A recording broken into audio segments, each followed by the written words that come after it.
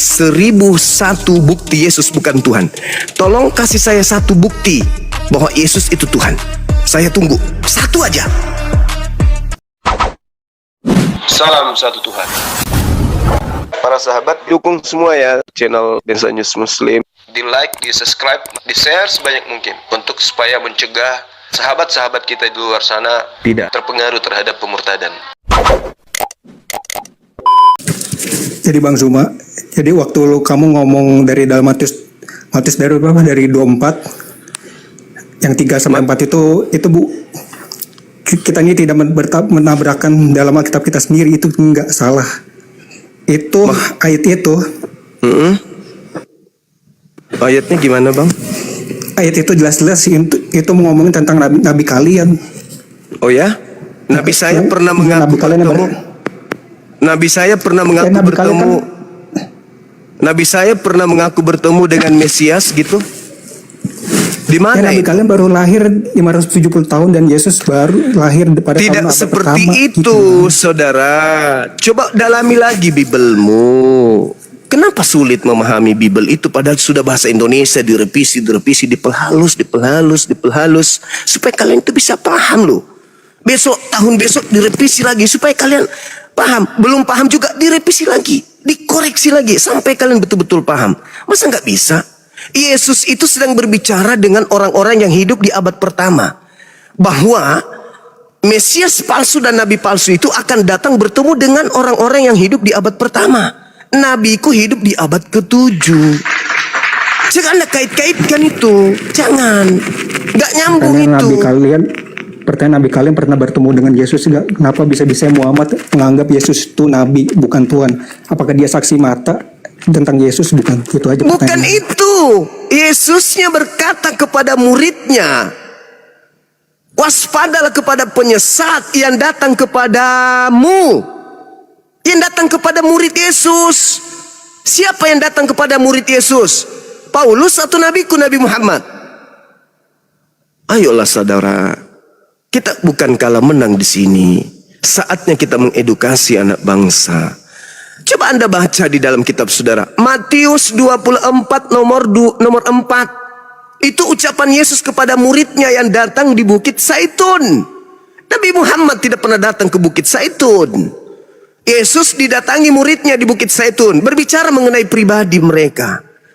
Perbincangan internal antara guru dengan murid.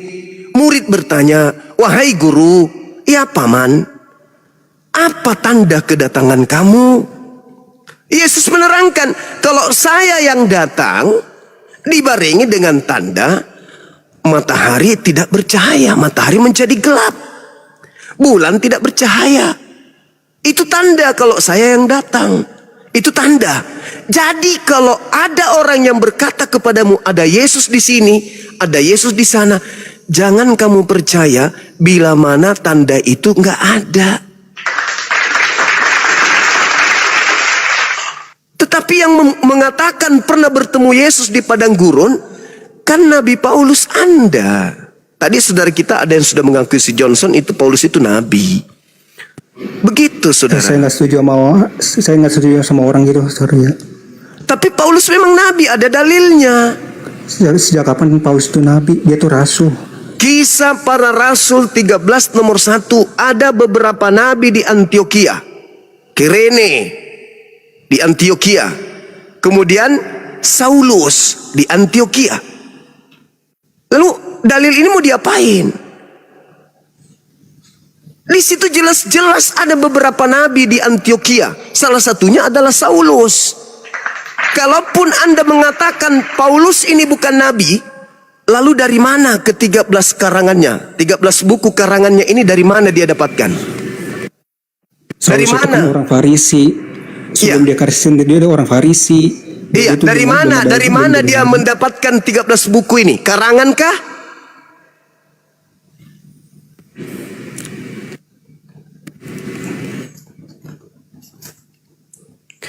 Jadi coba lah. Paulus itu kan dulunya kan orang Yahudi, pasti ada kitab-kitab Torah gitu kan dan buku Injil gitu kan. Iya, tapi kan diakui kan Kisah Para Rasul 13 nomor 1 kan di situ diceritakan dia adalah seorang nabi yang ada di Antioquia. Nabi Saulus pertama kali setahun bersama-sama di Antioquia, Turki, pengikutnya disebut Kristen. Jadi kalian itu memang pengikut Nabi, Nabi Paulus. Kami juga pengikut Nabi, Nabi Muhammad. Sekarang yang mana yang menjadi pengikut Nabi palsu? Anda atau saya? Maka yang menentukan itu adalah baginda Rasulullah Muhammad SAW dengan Paulus yang adalah Nabi juga. Itu penentunya. Kalau Paulus terciduk Nabi palsu, berarti Anda pengikut Nabi palsu. Kalau Nabi Muhammad ternyata yang Nabi palsu, berarti kamilah ini pengikut Nabi palsunya. Nah sekarang apa tolak ukurnya? Kata Yesus, Nabi palsu itu sezaman dengan Yesus. Apakah Nabiku sezaman dengan Yesus? Enggak kan? Kita nggak bisa percaya sama Nabi kalian doh. Gimana? Enggak usah Anda percaya. Ini tidak ada sesi percaya atau tidak percaya. Paham? Ini kita sedang membahas dedikasi seorang pejuang mengajarkan satu ajarannya. Konteks apa yang dia bawa sebagai narasi dari langit. Bukan masalah Anda harus percaya kepada nabiku atau saya percaya kepada nabi Anda. Bukan. Kita sedang mengedukasi kawan. Kita berbicara mengenai data. Yesus berkata bahwasanya nabi palsu itu seangkatan dengan dirinya.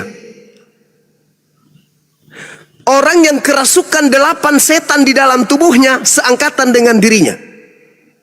Mesias palsu seangkatan dengan dirinya. Nabiku tidak seangkatan, nabiku tidak sesaman dengan Yesus. Sebesar apapun kebencianmu kepada nabiku, faktanya Yesus tidak pernah berbicara tentang nabiku. Yesus tidak pernah berbicara tentang abad ke-7. Yesus disibukkan dengan menasehati agar murid-muridnya waspada akan kedatangan Yesus palsu atau Kristus palsu dan juga nabi palsunya kepada mereka. Apakah nabiku datang di abad pertama? Enggak kan? Siapa yang datang kepada murid Yesus dan menganiaya murid Yesus, Bang? Siapa itu, Bang? Ya aku setuju, Paulus, saya tahu. Gitu dong. Berarti Paulus yang menduduki nabi palsu, sang penyesat. Mana dalilnya? Lukas 21 nomor 8 Anda baca. Waspadalah kepada penyesat yang datang kepadamu dengan memakai namaku dan berkata, akulah Kristus. Waktunya sudah dekat. Jangan kau percaya. Namun sebelum itu terjadi, terlebih dahulu kamu dianiaya, disesah, dipenjarakan, dimasukkan ke dalam penjara-penjara dan dihadapkan kepada raja-raja atas namaku. Siapa pelaku yang menangkap dan menganiaya murid-murid Yesus? Nabi Muhammad kah atau Paulus? Sebelum penyesat itu melakukan aksinya, kata Yesus, terlebih dahulu kamu ditangkap, dianiaya dan dihadapkan kepada raja-raja. Siapa pelakunya? Nabi Muhammad kah atau Paulus? Anda sudah mengakui Paulus. Nah, berarti dia penyesatnya. Kurang apa lagi? Tapi waktu udah berubah dong. Waktu setelah Saulus menganiaya Kristen. Dalam Kisah Para Rasul 9. Saudara, kalau Anda berbicara mengenai perubahan yang ada pada diri Paulus, Anda baca Matius 12 nomor 43 sampai 45. Coba, boleh Anda baca? Matius 12 nomor 43 sampai 45. Ada seorang yang bertobat, kemudian setan yang ada dalam dirinya keluar. Setelah setan ini keluar mencari pemberhentian di padang gurun, setan tidak menemukan tempat. Akhirnya dia kembali kepada orang yang bertobat tadi.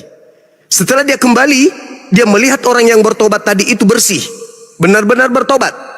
Tapi setelah dia kembali, dia keluar iblisnya, mencari dan memanggil 7 iblis lainnya yang jauh lebih jahat masuk ke dalam tubuh orang yang bertobat tadi.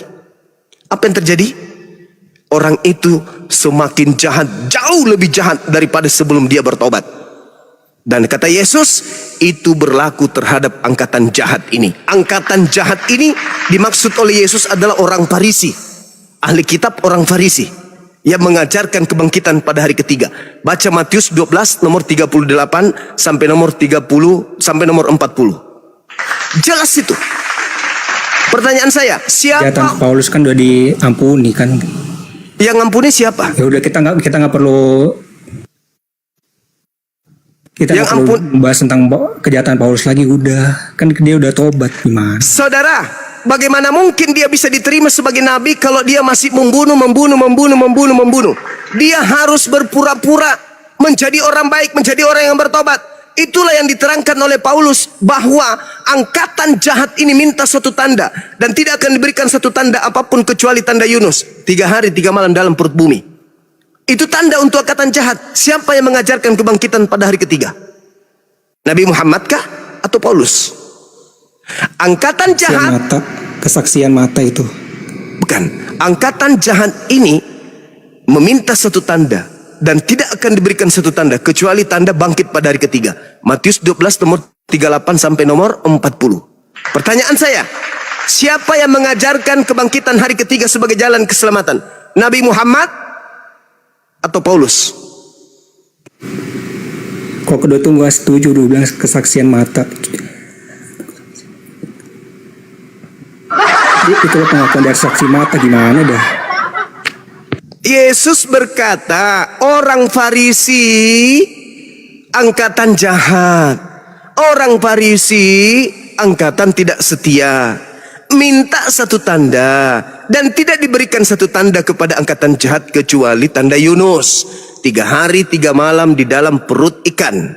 Begitu juga anak manusia 3 hari 3 malam dalam perut bumi. Itu tanda untuk angkatan jahat. Pertanyaannya bang, siapa yang mengajarkan tentang kebangkitan pada hari ketiga? Nabi Muhammadku atau Nabi Paulusmu? Jawab dengan jujur. Ya Paulus dari saksi mata. Paulus. Oke. Berarti angkatan jahat itu Nabi Muhammad atau Paulus?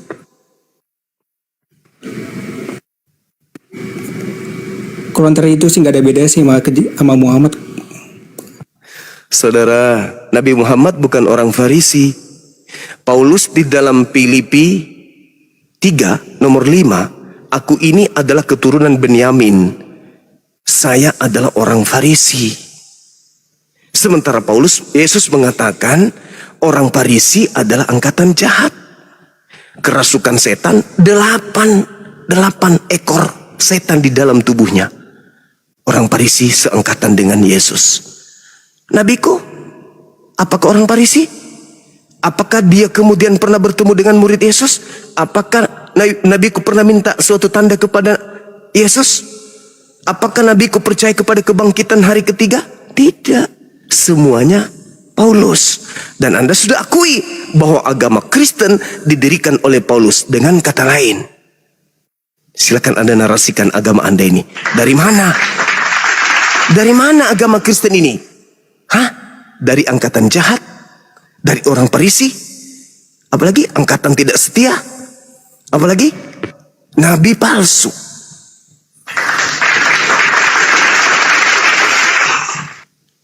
Silakan berargumentasi. Kalau Bang Zuma ngomong kalau kebangkitan itu adalah ajaran Paulus, mending Bang Zuma baca dah Wahyu 1:17-18. Hai, itu Yesus yang berkata. Saudara, Coba. Saudara, kalau Anda membawa Wahyu 1 nomor 17 nomor 18, itu dituliskan di tahun 100-an, 90 sampai tahun 110. Di mana Yesus pernah berkata, akulah Alfa dan Omega? Kapan Yesus pernah mengatakan itu? Jadi di depan mata Yohanes, Wahyu itu ditulis sama Yohanes gitu. Hei, tahun 33 Yesus berkata di dalam Yohanes 17 nomor 8, segala firman yang engkau berikan kepadaku telah aku sampaikan kepada mereka. Selesai di tahun 33. Lalu siapa yang berkata di tahun 100 kepada pengarang kitab Wahyu di Pulau Patmos? Akulah Yesus. Itu bukan pengarang, itu kesaksian mata dong. Akulah Yesus Kristus, sang bintang timur. Siapa ini bintang timur ini? Siapa? Hilal bin Sakar ini siapa? Baca Yesaya nomor 12, nomor 14. Yesaya bab 14, nomor 12, nomor 13, nomor 14, nomor 15. Sang bintang timur adalah iblis. Dalam bahasa Ibrani disebut Hilal bin Sakar, putra Fajar. Sedangkan di dalam kitab Anda, Wahyu 22 tadi, nomor 19, apa yang dikatakan? Nomor 16, apa yang dikatakan? Akulah Yesus tunas Daud, bintang timur, gilang gemilang. Siapa bintang timur? Lucifer. Di mana Yesus pernah berkata kepada Bani Israel, wahai Bani Israel, akulah awal, akulah akhir. Di mana? Yesus mengatakan di dalam Yohanes 8, Yohanes 12, nomor 48, aku datang menjadi manusia bukan atas kehendakku sendiri. Berarti aku bukan alfa, bukan juga bukan awal, bukan omega, bukan kesudahan. Lalu siapa yang pandai-pandaian mengaku Yesus dan berkata akulah awal dan akhir? Sedangkan Yesus itu nanti ada ketika ibunya geden. Berarti dia bukan awal. Ayo saudara, silakan Anda berargumentasi.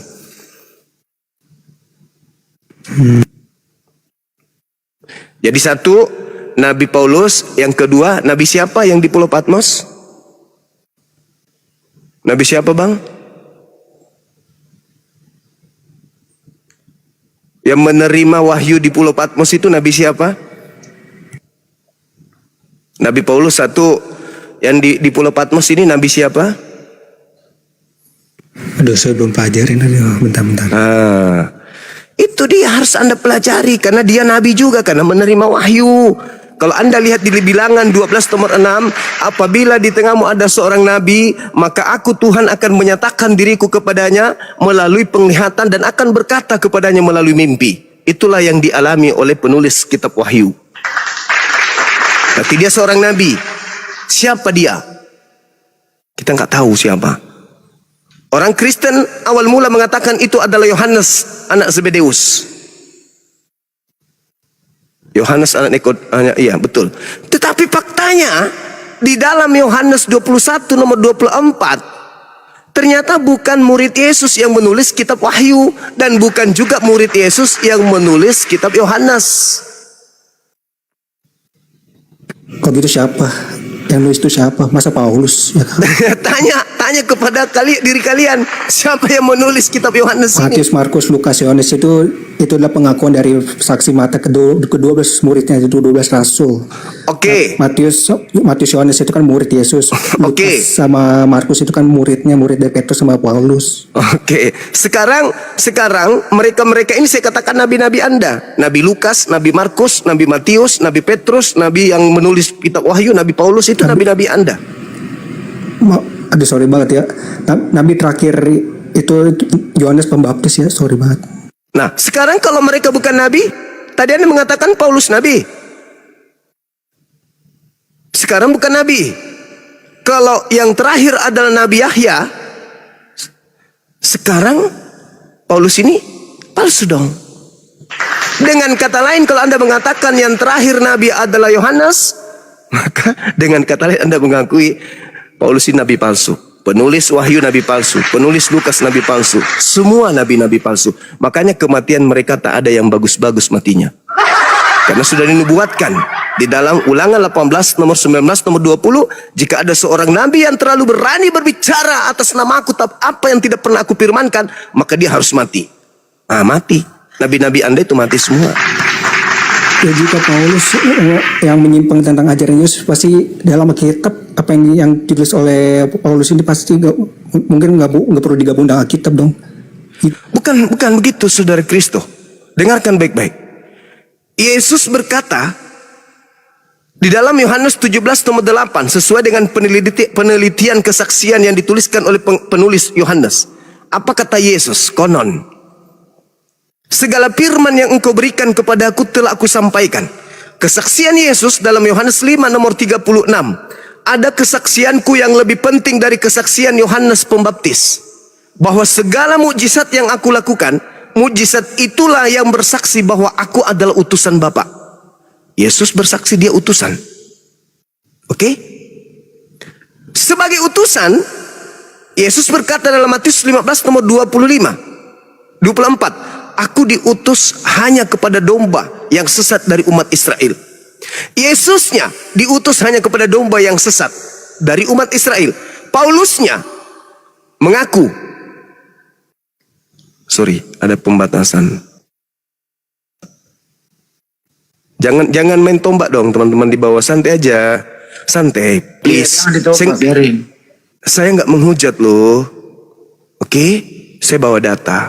Artinya kita santai aja ya. Artinya kita penginjilan dengan data gitu ya. Nanti tinggal di cross check aja apa yang saya sampaikan. Nah, gitu.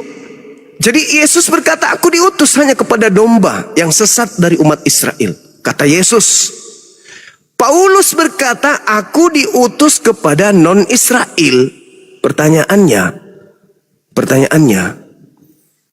yang mengutus kemudian Paulus ini untuk menjadi nabi untuk non-Israel, yaitu untuk Romawi, itu siapa? Yesus, kenapa Yesus memilih Paulus menjadikan rasul?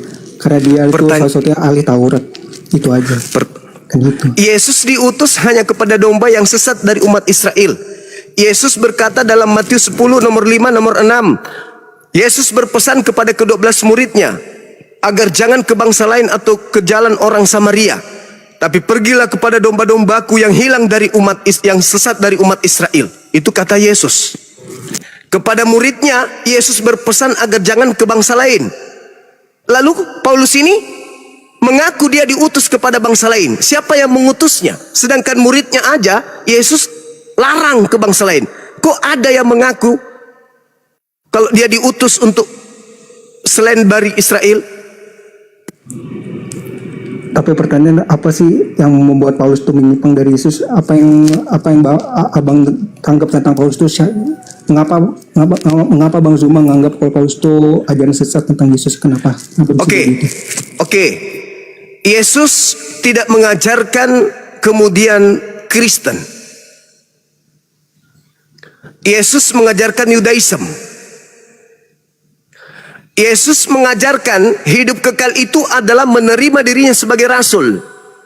Yohanes 17 nomor 3. Hidup kekal itu adalah mereka mengenal aku sebagai utusanmu. Itu hidup kekal. Di mana Yesus mengatakan hidup kekal itu adalah mengenal dirinya sebagai Tuhan? Gak ada. Yohanes 17 nomor 3, hidup kekal itu adalah mereka mengenal engkau satu-satunya Tuhan yang benar dan mengenal Yesus Kristus yang engkau utus. Berarti Yesus dikenal sebagai utusan. Itu mendapatkan hidup kekal. Sedangkan Paulus di dalam Roma 14 nomor 9, untuk itulah Yesus mati agar ia dibangkitkan untuk menjadi Tuhan bagi orang Kristen. Siapa yang ngajarkan itu? Di mana Yesus mengatakan itu?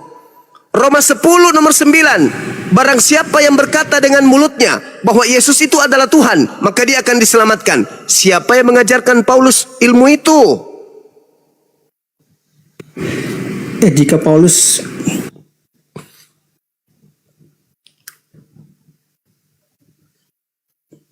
Gimana Bang? Jika Paulus belajar tentang siapa tuh Yesus, berarti dia nggak perlu ngajarin murid-muridnya mengajarkan kekristenan itu kalau dia tuh Tuhan. Loh, Yesus sendiri mengajarkan, ending puncak pengajaran Yesus sebagai dosen, sebagai prof kepada Bani Israel adalah mengenal dirinya sebagai utusan Tuhan. Itu kunci keselamatan. Hidup kekal itu adalah surga. Mengenal dirinya sebagai utusan Tuhan adalah surga. Paulus mengatakan mengenal diri Yesus itu sebagai Tuhan itu sendiri adalah surga. Mana yang betul? Yesus atau Paulus? Yesus lah. Oh, Yesus, terima kasih. Berarti endingnya Yesus itu cuma rasul. Wa isqala Isa bin Maryam ya bani Israel inni rasulullahi ilaikum. Tuh yang betul. Nabi yang datang di atas muka bumi ini peruntukan kepada Bani Israel yang lahir tanpa ayah. Hanyalah rasul ila Bani Israel, untuk Bani Israel. Rasul untuk Bani Israel. Matius 15 nomor 24. Iman kami toh. Iman kami itu. Sedangkan iman kalian, Yesus itu adalah Tuhan. Dari mana ilmu itu?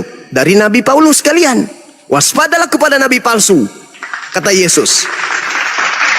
Yang datang nyamar sebagai domba, padahal dia adalah serigala yang buas. Artinya serigala yang mematikan. Di mana kita bisa melihat dan membuktikan ucapan Yesus serigala itu mematikan? Matius 23 nomor 15. Celakalah engkau wahai ahli Taurat. Celakalah engkau wahai orang munafik. Celaka engkau wahai orang Farisi. Engkau menjelajahi daratan, menyeberangi lautan, mentobatkan orang menjadi pengikut agamamu. Setelah dia kau tobatkan, kau jadikan dia menjadi orang neraka, dan 2 kali lebih jahat daripada engkau sendiri. Siapa orang Farisi? Siapa ahli kitab? Siapa orang munafik yang menjelajahi daratan, menyeberangi lautan, meninggalkan Yerusalem, mentobatkan orang-orang Roma menjadi pengikutnya, dan menjadikan orang Roma ini 2 kali lebih jahat dan menjadi orang neraka? Itu siapa? Nabiku Nabi Muhammad? Ataukah Nabi saudara Paulus yang keluar suratnya Galatia 1 nomor 15, aku diutus kepada non-Yahudi. Berarti dia yang menyeberangi lautan, menjelajahi daratan, mentobatkan orang non-Yahudi, orang Roma, masuk ke dalam ajarannya, menjadi orang neraka, dan 2 kali lebih jahat daripada Paulus itu sendiri. Bukan nabiku kan? Tapi nabi Anda. Ini belum apa-apa ini. Kita belum bongkar sampai ke akar-akarnya. Baru masih level-level kulit. Anda sadar nggak di situ, saudaraku Kristo? Anda ke gereja hari Minggu. Gereja hari Minggu, makan babi, tidak bersunat, menyembah Yesus, menyetarakan pencipta kita dengan manusia yang bernama Kristus. Menghakikatkan manusia yang nyata-nyata dilahirkan, dimandikan, disunat, dinetein, disuapin, dibesarkan ibunya. Tiba-tiba Anda angkat dia selevel dengan pencipta langit dan bumi melalui Nabi Paulus. Adakah Yesus mengajarkan itu? Tidak. Yesus hanya mengatakan hidup kekal itu adalah la ilaha illa huwa wa ana rasulullah. Itu kata Yesus tuh. Jadi Bang Zuma mau tahu gak di mana Yesus pernah menguapkan diri sebagai Tuhan? Mau tahu gak? Silakan. Kasih tahu gimana? Silakan. Dari Markus 2, dalam Markus 2. Coba baca Markus 2. Markus 2 nomor berapa? Markus 2 ayat 5. Coba baca Markus 2 ayat 5. Markus 2 ayat nomor 5. Apa yang dikatakan di sana, Ya. Bang? Yang saya tahu, baca yang dari saya ayat tahu. pertama. Coba silakan. Yang saya tahu cuman Markus 3. Nomor 21. Silakan. Oke, dari ayat pertama ya. Beberapa hari kemudian waktu Yesus datang lagi ke Kapernaum, tersebarlah kabar bahwa ia ada di rumah. Orang-orang datang berkerumun sehingga tidak ada lagi tempat. Bahkan di depan pintu pun tidak. Ia memberitakan firman kepada mereka. Lalu orang-orang datang membawa kepadanya seorang lumpuh digotong oleh 4 orang. Namun mereka tidak dapat membawanya kepadanya karena orang banyak itu. Lalu mereka membuka atap di atas Yesus. Sudah terbuka. Dosamu. Mereka menurunkan tikar tempat yang orang lumpuh itu sekarang. Ketika Yesus melihat iman mereka, berkatalah ia kepada orang lumpuh itu, hai anakku, dosa-dosamu sudah diampuni. Beberapa ahli Taurat sedang diduduki di situ dan berpikir dalam hatinya, mengapa orang ini berkata begitu? Ia menghujat Allah, siapa yang dapat mengampuni dosa selain Allah sendiri? Nah, ini mengatakan Yesus itu sebagai Tuhan itu. Oke. Baik. Saya paham dalil itu. Ketika dikatakan dosamu telah diampuni. Paham saya. Sekarang yang jadi permasalahan, yang mengampuni siapa? Kalau hanya sekedar berkata dosamu telah diampuni, dosamu telah diampuni, dosamu telah diampuni, apa yang salah? Bang Suma pun bisa mengatakan hal itu. Tapi yang mengampuni ini siapa? Bapa. Makanya Yesus berkata, Bapa, ampunilah dosa mereka, sebab mereka tidak tahu apa yang mereka kerjakan. Dia tidak mengatakan dosamu telah aku ampuni. Dia mengatakan dosamu telah diampuni. Yohanes 17 nomor 9. Yesus berdoa untuk mereka, bukan berdoa untuk dunia. Jadi Yesus itu melihat ketika ada orang yang kena kutuk, berarti dia pelaku dosa. Mana dalil itu? Silakan Anda buka Ulangan 27. Ayo dong dipikir-pikir lagi dari ayat itu. Kan Yesus kan mengampuni dosa manusia. Di mana Yesus mengatakan dosamu telah aku ampuni? Kan orang Farisi bilang hanya Tuhan yang bisa mengampuni dosa. Jadi yang Yesus lakukan itu kan mengampuni dosa. Jadi dia Tuhan. Saudara, ketika orang-orang Yahudi itu berdosa, mereka kena penyakit, mereka kena kutuk, mereka kena tulah. Tanda bahwa kutuk dari Tuhan, penyakit dari Tuhan, tulah dari Tuhan, itu adalah sudah diampuni. Tandanya mereka sembuh dari penyakit.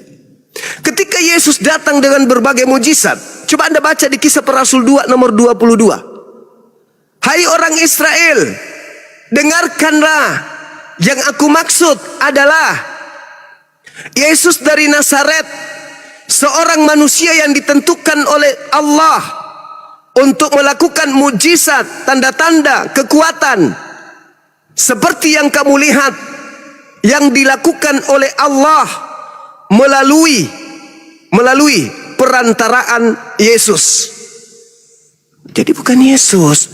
Yesus hanya perantara. Aku obatin si karaba-raba, meraba-raba dan saling meraba, sembuh. Maka Yesus mengatakan dosamu telah diampuni. Buktinya kamu sembuh. Bukan Yesus yang menyembuhkan, bukan. Yohanes 5 nomor 30, aku tidak dapat berbuat apa-apa. Saya buktikan data kepada saudara. Bukti bahwa Yesus tidak menyembuhkan, tidak mengampuni.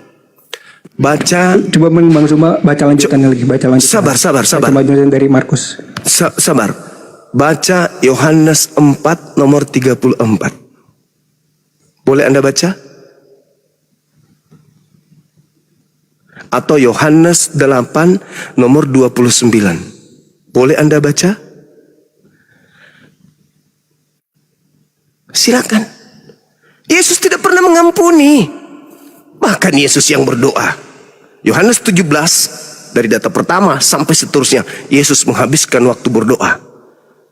Ini masalah statement abang tuh cuma menyimpang dari Alkitab doang. Gimana dah? Baca Yohanes 4 nomor 3. Saudara, baca Yohanes 4 nomor 34. Bantu saya. Boleh Anda baca? Supaya tidak menjadi fitnah. Silakan. Anda baca Yohanes 4 nomor 34. Makananku, apa makanan Yesus? Melakukan apa yang dilakukan? Pekerjaan apa? Yang diperintahkan untuk Bapa agar aku kerjakan.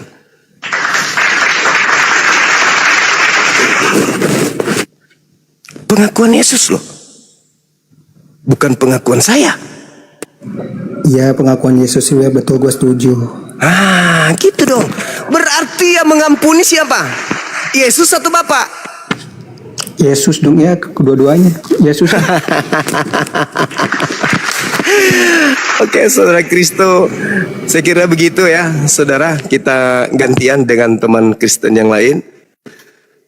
Yang pasti. Tunggu, bentar. Ya, silakan. Ada. Aku bisa buktiin lagi di mana Yesus boleh. bisa mengaku dirinya. Silakan. Coba baca Yohanes 8 ayat 58. Tuh. Yohanes 8 nomor 58. Boleh gitu. Anda duluan membacanya, tapi data nomor 29 dulu. Yohanes 88 nih. Baca nomor 29 dulu, Bang. Baru ke 58. Ya 29 ya. Iya. Sabar. Oke. Dia yang telah mengutus aku menyertai aku, tidak membiarkan aku sendiri, sebab aku sendiri siap melakukan apa yang berkenan kepada itu. Tapi apa harus dilanjutin lagi, jangan lompat-lompat itu. Jangan lompat ke 58. Jangan loncat ke 58. Ke nomor 29 dulu. Ini, ia yang telah mengutus aku, menyertai aku. Ia tidak membiarkan aku sendiri, sebab aku senantiasa melakukan apa yang berkenan kepadanya. Ya terus kenapa? Ya, tidak membiarkan aku seorang diri. Betul? Jangan baca satu ayat dong. Coba dilanjutin lagi. Tunggu. Sama ketika Anda juga mengatakan aku ada sebelum Abraham ada. Jangan hanya menggunakan itu. Jangan. Baca dulu Yohanes 8 nomor 29 ini. Apa yang dikatakan oleh Yesus di situ, Bang? Aku senantiasa melakukan apa yang berkenan. Makanya dia tidak membiarkan aku seorang diri. Aku bersama dengan dia. Tidak seorang diri aku ini. Aku bersama dengan Tuhanku. Tuhanku itu ada sebelum Abraham ada. Berarti dia Tuhan dong, kan sebelum Abraham dijadikan aku Tuhan. Hey, itu mengungkapkan Yesus itu Tuhan gimana? Hei saudara, Tuhan itu ada berapa? Satu atau dua? Ya satu, betul. Yesus Tuhan, mengatakan aku tidak seorang diri. Aku tidak seorang diri. Melainkan aku bersama dengan dia yang senantiasa menyertai aku. Aku dan dia berapa? Satu apa dua? Ulangin tadi pertanyaannya.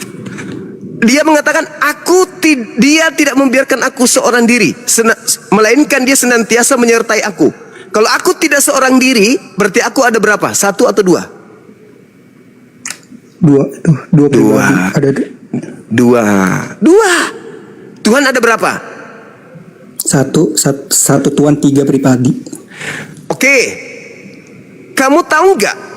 Kalau Anda mengatakan Yesus dan Bapa itu adalah satu hakikat, berarti Anda ingin mengatakan bahwa Bapa itu hakikatnya adalah manusia. Ya enggak lah, gimana? Lalu siapa yang mengikut? Bapa menjadi hakikat manusia atau Yesus menjadi hakikat Bapa? Yesus itu firmannya. Sabar. Tuhan. Sabar saudara.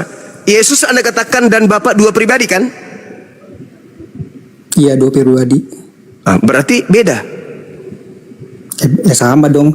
Loh, dua pribadi kok sama? Dua pribadi kok sama?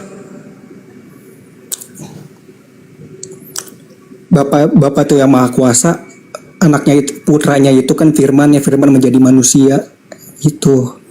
Maksudnya apa ini? Dua pribadi maksudnya apa? Jadi setiap tiga pribadi pasti punya perannya masing-masing, mereka punya pekerjaannya masing-masing. Bapa di surga, Yesus yang menjadi firman-Nya dan Roh Kudus yang menguduskan itu. Baik. Anda ngerti hakikat?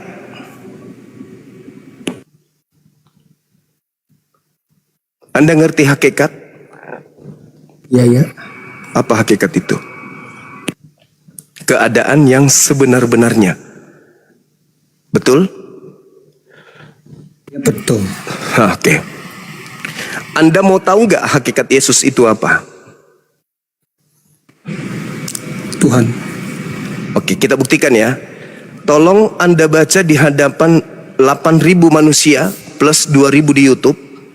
Baca 1 Yohanes 3 nomor 2. Saya ingin dengar. Kita lihat hakikat Yesus ini apakah Tuhan atau dia manusia? Silakan. Anda yang baca, jangan saya.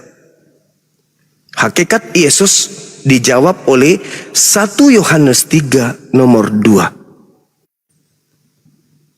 Teman-teman muslim, hakikat Yesus ada di situ. Boleh saya dibacakan? Apa yang telah kami lihat dan kami dengar itu, kami beritakan kepada kamu juga, supaya kamu pun mempunyai persekutuan dengan kami. Persekutuan kami adalah persekutuan dengan Bapa dan dengan anaknya Yesus Kristus. Yep.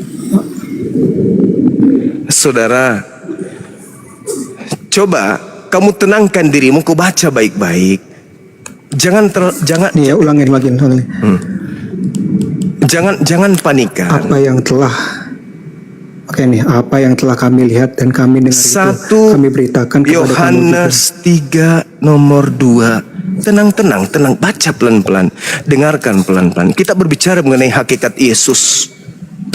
1 Yohanes 3 nomor 2. Jangan baca yang lain. Yang diminta, yang dibaca. Ya, silakan. Saudara-saudara yang terkasih, sekarang kita adalah anak-anak Allah, tapi keadaan kita kelak belum dinyatakan. Namun kita tahu bahwa apabila Kristus dinyatakan, kita akan menjadi sama seperti Dia, sebab kita akan melihat Dia dalam keadaannya seperti yang sebenarnya. Kita akan melihat keadaan Yesus yang sebenarnya. Keadaan Yesus yang sebenarnya sama seperti kita. Kita ini apa? Tuhan atau manusia?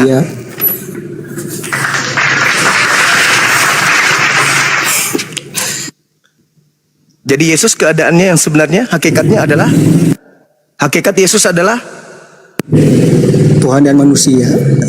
berarti kita Tuhan dan manusia juga. Tidak ada manusia berdosa yang menjadi Tuhan kecuali Tuhan Yesus yang tidak Saudara, berdosa. Gitu. kita akan sama seperti Yesus sebab kita akan melihat Yesus dalam keadaan yang sebenarnya. Jangan bahas yang lain. Kita sedang berbicara tentang hakikat kebenaran terkait Yesus. Apakah dia itu Tuhan ataukah dia itu manusia? Apakah sehakikat Tuhan atau sehakikat dengan kita? Ini kita memberikan edukasi kepada saudara-saudara kita yang rindu ingin mengetahui kebenaran antara Islam dan Kristen. Orang Kristen mengatakan agama Islam itu salah. Orang Islam juga mengatakan Kristen itu keliru. Kita ini yang punya tugas untuk meluruskan pemahaman itu. Orang Kristen Mas mengatakan, Brando nggak lurus banget. loh, saudara mengatakan tadi apa?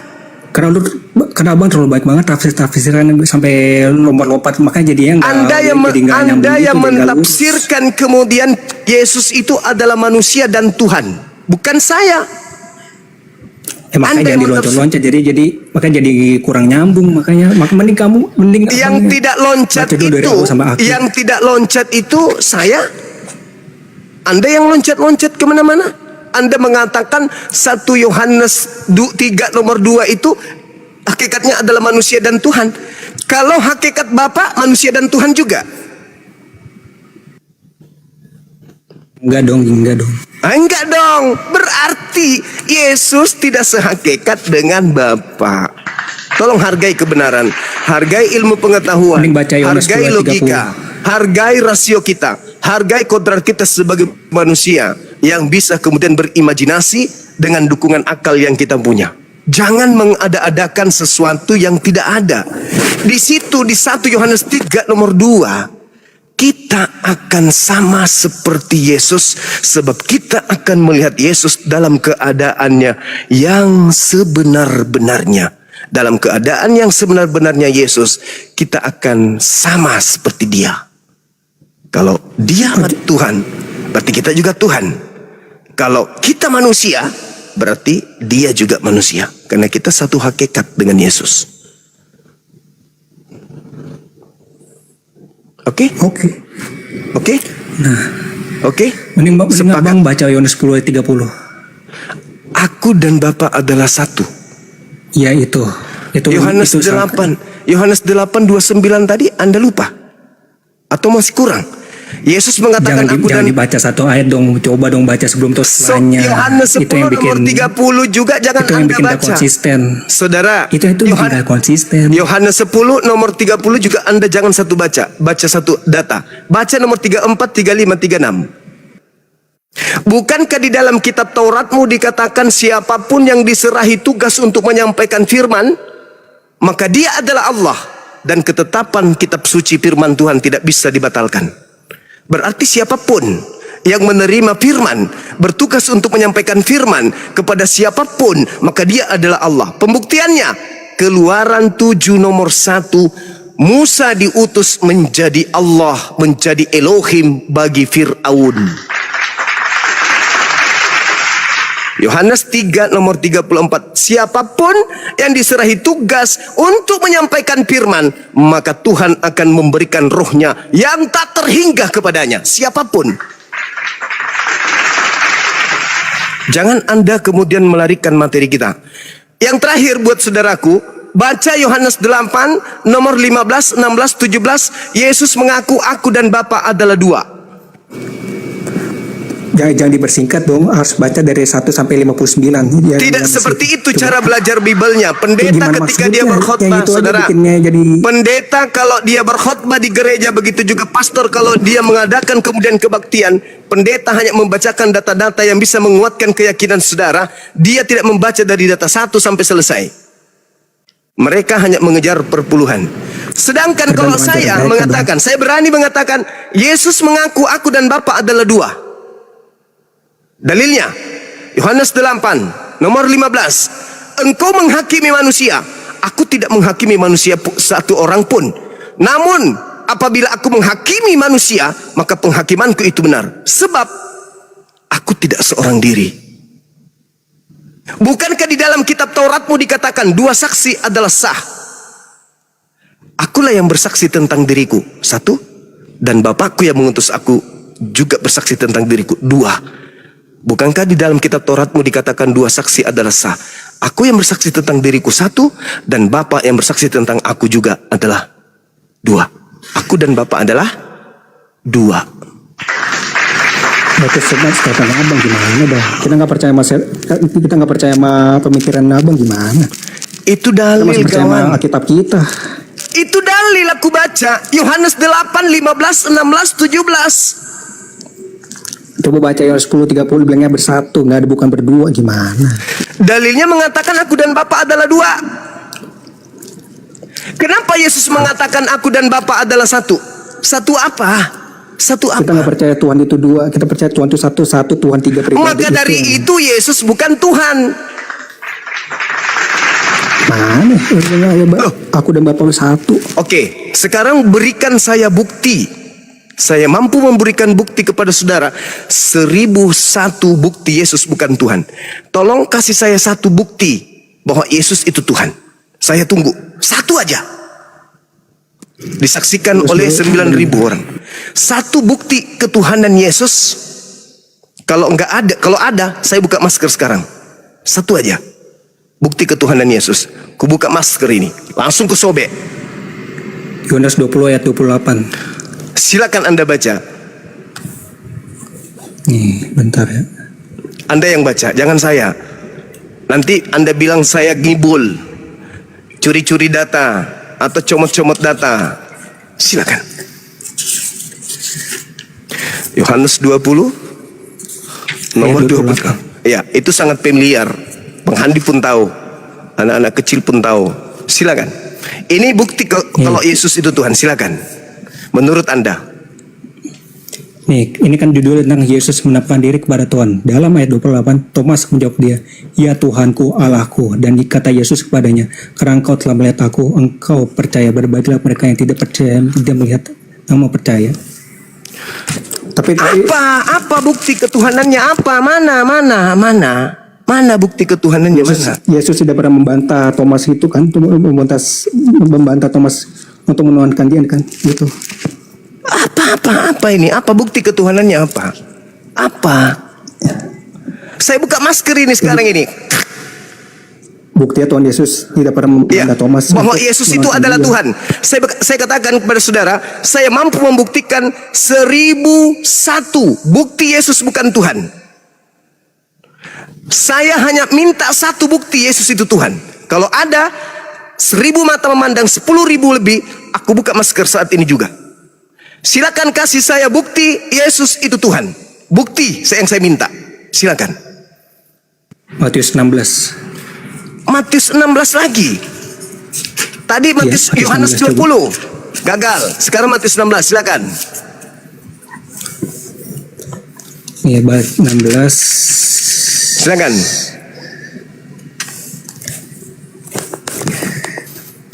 Nah, ini dalam ayat ini dalam 13 sampai 20 ini kan ada perbincangan antara Yesus sama kedua muridnya. Yesus ini bertanya kepada mereka nih, benar. Yesus bertanya kepada mereka, "Menurut kamu siapakah aku ini?" Dan Simon Petrus menjawab, "Engkau adalah Mesias, anak Allah yang hidup." Oke, terus bukan manusia yang mengajarkan kepadamu. Nih, Yesus kepadanya, "Berbahagialah orang si engkau Simon, anak Yunus, sebab bukan manusia yang menyatakan itu kepada Akan Bapa tetapi di surga." Terus baca. Nih, Baca terus. Aku pun berkata kepadamu, engkau adalah Petrus, dan di atas batu karang ini aku akan mendirikan gerejaku, dan alam Kenapa maut Anda tidak akan langkahi menguasainya. datanya? Ini mau ulangin lagi. Iya, ulangi lagi. Aku pun berkata kepadamu, engkau adalah Petrus, dan di atas batu karang ini aku akan mendirikan gerejaku dan alam maut tidak akan menguasainya. Kepadamu aku kuberikan kunci kerajaan surga. Apapun yang kau ikat di bumi akan terikat di surga, dan apapun yang kau lepaskan di bumi akan terlepas di surga. Lalu Yesus memerintahkan murid-muridnya supaya tidak memberitahukan kepada siapapun bahwa dia Mesias. Yaitu dia, itu terbukti bahwa dia Mesias. Mesias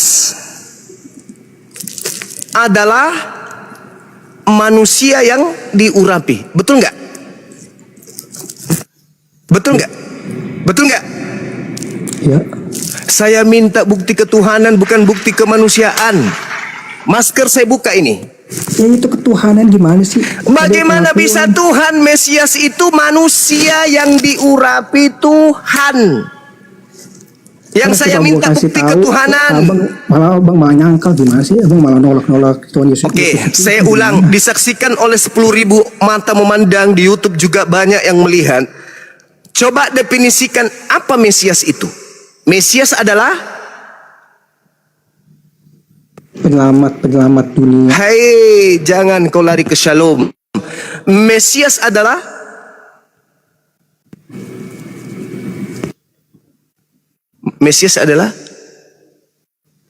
orang yang dari dosa. Orang yang diurapi. Mesias adalah orang yang diurapi. Salah, Mesias itu adalah orang yang adalah Mesias yang menyelamatkan dari dosa itu. Oke, saudara, saya kira cukup ya. Anda tidak mampu membuktikan sisi ketuhanan Yesus karena memang nggak ada. Itu udah buktiin, Yohanes 8 ayat 8, Yohanes 10:30, Yohanes 10:38 itu terbukti. Pada saat dia pada saat dia mengatakan ucapan-ucapan tersebut, dia sebagai manusia atau dia sebagai kucing, sebagai ayam, atau sebagai Tuhan? Dia Tuhan lah, gimana sih? Pada saat dia mengucapkan ucapan tersebut, dia saat itu kondisinya sebagai manusia, sebagai malaikat, atau sebagai Tuhan? Tuhan. Berarti Anda ada gangguan. Yesus berkata, dengar, Yohanes 14 nomor 24. Saya mundur sedikit. Apa kata Yesus? Firman yang kau dengar dari mulutku itu bukan dari aku, tapi dari Dia yang telah mengutus aku. Tepuk tangan.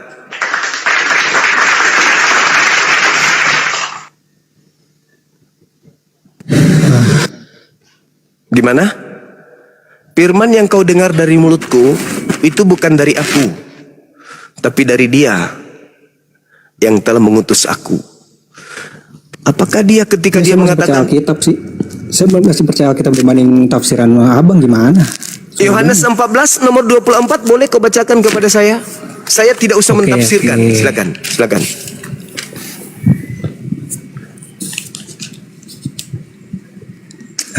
Ini perahu murid-muridnya lumayanlah buat hiburan.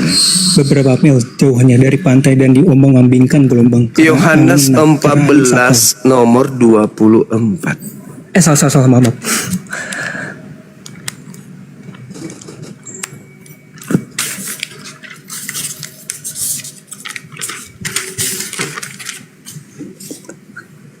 Siapa saja yang tidak mengasihi aku, ia tidak menuruti firmanku. Firman yang kamu dengar itu bukanlah dari aku, melainkan dari Bapa yang mengutus aku.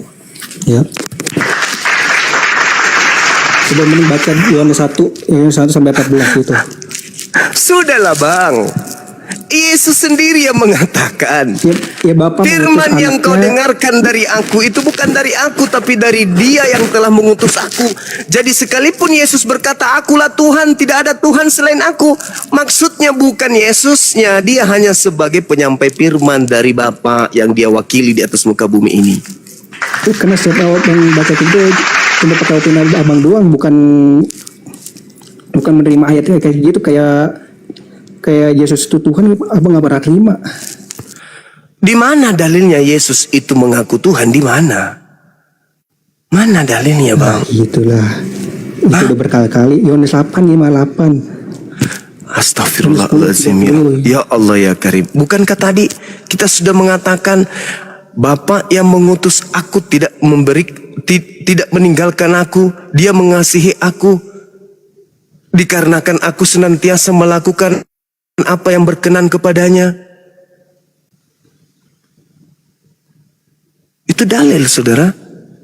Jadi kenapa Anda kekeh mempertahankan? Karena dalil kita terbatas, makanya kita terlalu sulit banget untuk mempelajari Bukan tentang saudara, kerohanian itu. bukan saudara Kristo, bukan. Kenapa Anda kekeh mempertahankan Yesus yang bukan Tuhan harus menjadi Tuhan? Karena Anda pengikut nabi palsu. Kristen kan? Anda Kristen kan? Pengikut Paulus kan? Nabi Paulus pendiri Kristen ini kan yang Anda ikuti? Karena dia nabi palsu, maka semua yang terlontar dari mulut Anda itu adalah sebuah kepalsuan, melawan semua apa yang ada di dalam Bible. Apa yang ada di dalam Bible itu saudara bantah seluruhnya. Apa yang menjadi ucapan Yesus, Anda bantah seluruhnya. Kenapa? Karena Anda pengikut nabi palsu yang mendirikan agama saudara. Karena dia palsu, maka semua kebenaran dibantah oleh pengikutnya. Siapa pengikut nabi palsu ini? Ya Anda.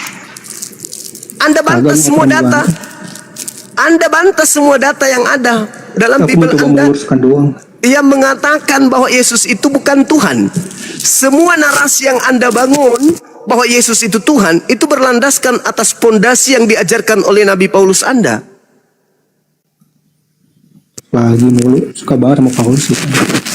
Bukan harusnya ketika Anda minta, ketika saya minta, mana bukti ketuhanan Yesus di dalam Bible, Anda tunjukkan kemudian Filipi 2, Roma 4, kemudian Roma 3. Anda tunjukkan itu harusnya. Roma 14, Kolose 2, nomor 9 dan seterusnya. Harusnya Anda tunjukkan itu.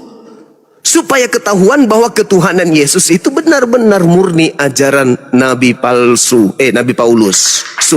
Nabi Paulus. Oke. Saya kira cukup. Saya sudah lelah juga.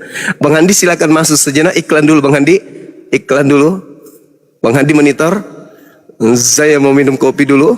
Barang 1 menit sampai 2 menit. Boleh ya teman-teman sekalian. Silakan Bang Adi, saya tutup kamera dulu. Sebentar aja, silakan. Ya, sabar dulu ya teman-teman, Bang Jawa mau minum dulu sebentar ya. Kristo. Iya, kenapa? Bro, di usia berapakah Yesus sudah menjadi Tuhan? 30. Berarti 0 hari sampai 29 tahun belum jadi Tuhan dia? Ya, sebelum dilahirkan. Saya ulang ya pertanyaannya ya. Di usia berapakah Yesus sudah menjadi Tuhan? Sebelum dunia dijadikan. Berarti ya di dalam kandungan sampai bayi sudah Tuhan dia? Iya, betul. Oke. Coba kau buktikan waktu dia bayi, membuktikan bayi itu Tuhan. Oh, itu ada pengenapan dari Saya nggak nanya pengenapan. Bro, bahasa Indonesia dong. Situ sendiri dulu yang ngomong bahwa dari sononya udah Tuhan. Berarti di dalam kandungan sampai dia bayi Tuhan, betul? Aduh, gimana? Nah sekarang kalau memang bayi, dengerin, kalau memang bayi itu Tuhan, ya tolonglah apa yang dilakukan bayi itu membuktikan dia Tuhan gitu loh. Silakan. Sabar.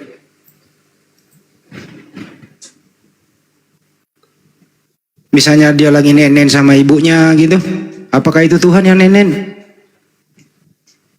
Itu inkarnasinya Tuhan yang inkarnasi menjadi manusia. Jadi dia lakukan apa yang dia lakukan menjadi manusia itu. Berarti kamu membuktikan dia manusia, nggak membuktikan dia Tuhan. Ya Tuhan dong. Tuhan itu kan kekal, dia kan rohani, tidak terbatas. Berarti Tuhan nenen gitu ya? Aduh, ini kacau nih pikiran ini. Loh, waktu bayi emang dia kan nenen? Iya. Nah, yang nenen Tuhan atau bukan? Ya dia lakukan yang seperti manusia aja gitu. Oh, berarti dia bukan Tuhan. Masih tetap ada kodrat Tuhannya itu. Berarti yang nenen manusia atau Tuhan? Seneng banget kamu menjelek-jelekan kayak gitu. Waduh. Loh, orang nanya kok. Iya, kenapa kok? Iya, kenapa? Saya nanya ini berdasarkan pendapat kami sendiri, bro. Iya, kenapa? Kalau iya, kenapa? Nah, berarti Tuhan nenen gitu ya. Oke. Terus kenapa? Masalah Ya. kenapa?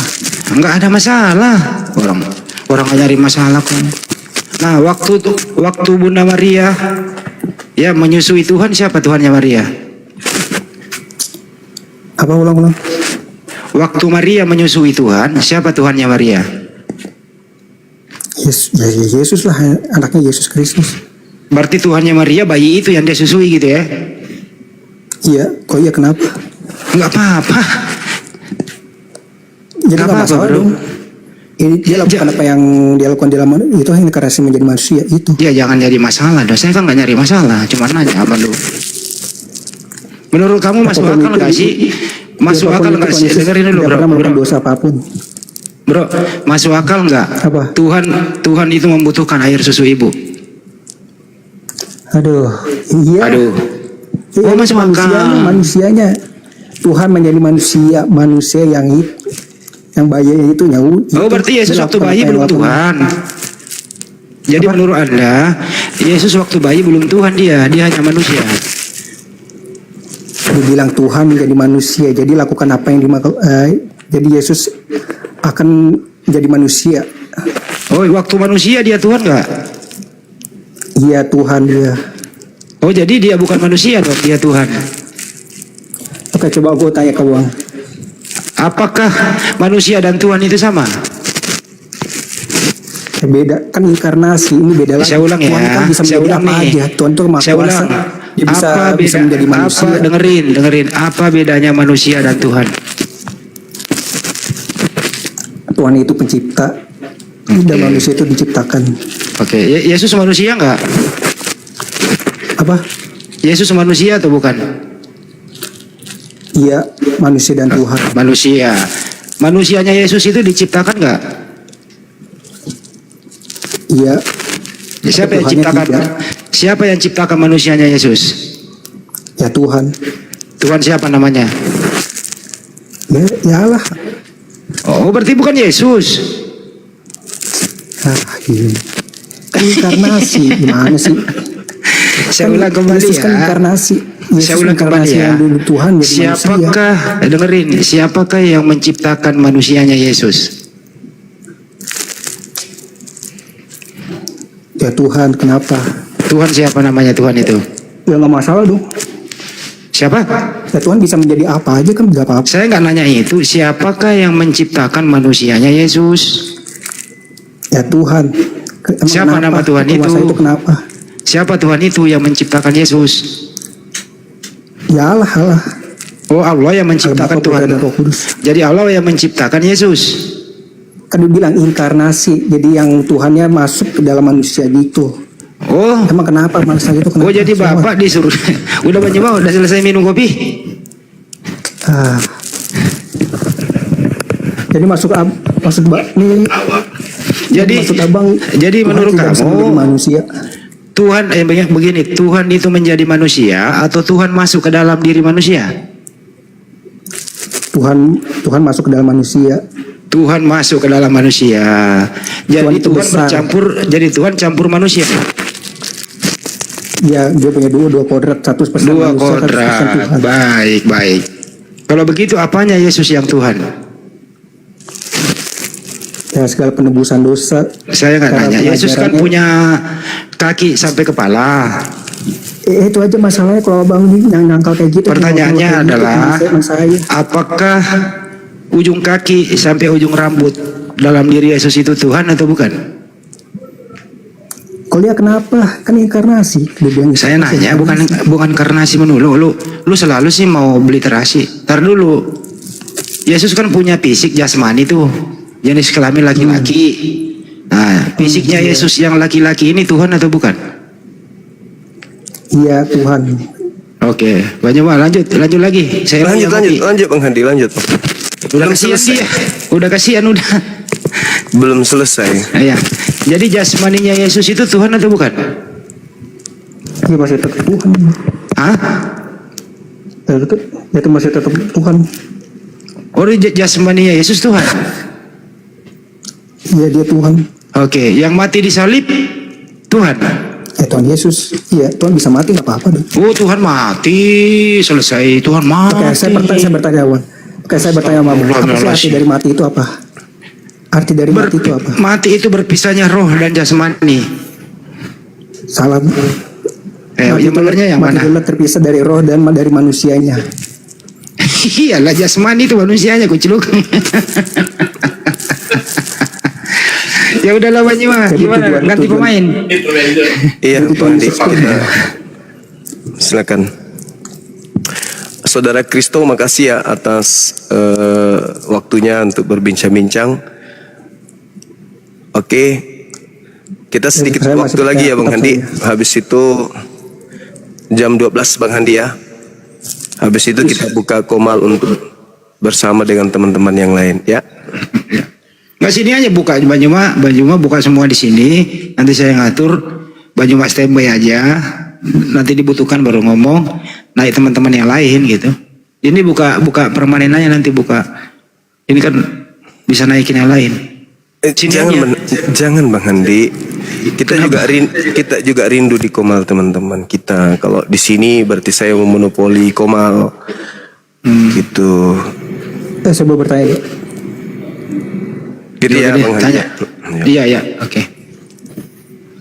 Tapi kan gini, hasil keputusan kan untuk supaya teman-teman yang salah tonton itu, ya Bang Juma memang siang malam untuk sementara mungkin seminggu lah ke depan, supaya penonton teredukasi, konsentrasi di sini, jangan liar nonton si Edis gitu loh maksudnya.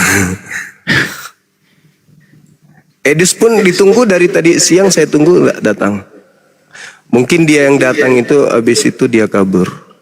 Takut digebuk pendukungnya Ustaz Abdul Somad. Dia fitnah Ustaz Abdul Somad, mengatakan Ustaz Abdul Somad dibaptis. Takut Ya, ya. itulah cerminan orang Kristen ini harusnya melihat yang dijagokan ini ternyata pembohong, pendusta.